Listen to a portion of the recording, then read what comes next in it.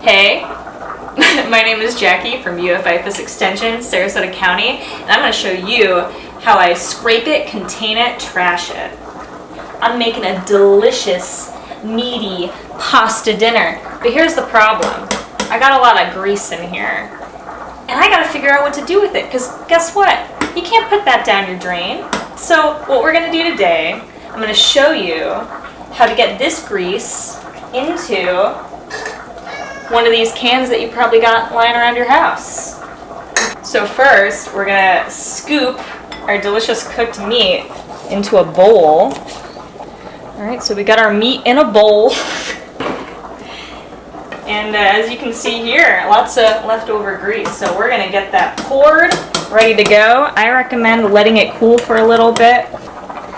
We're gonna put our designated container here. Then we're going to grab our grease and we are going to contain it. Here we go. Wow. Wow, look at how easy that is. You're not doing anything with these cans anyways.